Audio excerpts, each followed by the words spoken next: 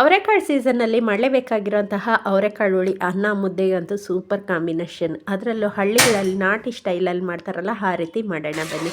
ಈಗ ಒಂದು ಪಾತ್ರೆ ಇಟ್ಕೊಂಡು ಒಂದು 2 ಲೀಟರ್ ನೀರು ಹಾಕಿ ಕುದಿಲಿಕ್ಕೆ ಬಿಡೋಣ. ಅವರೆಕಾಳಿಗೆ ಸ್ವಲ್ಪ ರಾಗಿ ಹಿಟ್ಟನ್ನು ಹಾಕಿ ಕೇರ್ಕೊಂಡು ನೀರು ಕುದಿಯೋಂಥ ಟೈಮಲ್ಲಿ ಅವರೆಕಾಳನ್ನು ಹಾಕಿ ಲಿಡ್ ಮುಚ್ಚಿ ಬಿಡೋಣ.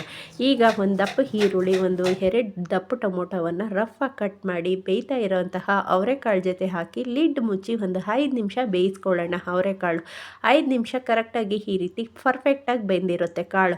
ಹಾಕಿರೋಂತಹ ಟೊಮೊಟೊವನ್ನು ಸಪ್ರೇಟ್ ಮಾಡಿಕೊಂಡು ಸಾಂಬಾರು ಪುಡಿ ಒಂದು 3 ಟೀ ಸ್ಪೂನ್ ಸಾಂಬಾರು ಪುಡಿ, ಸ್ವಲ್ಪನೇ ತೆಂಗಿನಕಾಯಿ ತುರಿ, ಬೆಂದಿರೋಂತಹ ಕಾಳು, ಟೊಮೊಟೊ, ಹಾಗೆಯೇ ಒಂದು ನಿಂಬೆ ಗಾತ್ರದಷ್ಟು ಹುಣಸೆ ಹಣ್ಣನ್ನು ಹಾಕಿ ರುಬ್ಬಿ ಬೆಂದಿರೋಂತಹ ಕಾಳು ಜೊತೆ ಸೇರಿಸ್ಕೊಂಡು ಒಂದು 5 ನಿಮಿಷ ಕುದಿಸ್ಕೊಂಡು ರಫ್ ಆಗಿರೋಂತಹ ಟೊಮೊಟೊವನ್ನು ಹಾಕ್ಕೊಂಡು ಈಗ ಕೊನೆಯದಾಗಿ ಒಗ್ಗರಣೆ ಕೊಟ್ಟರೆ ಸಾಂಬಾರು ರೆಡಿ.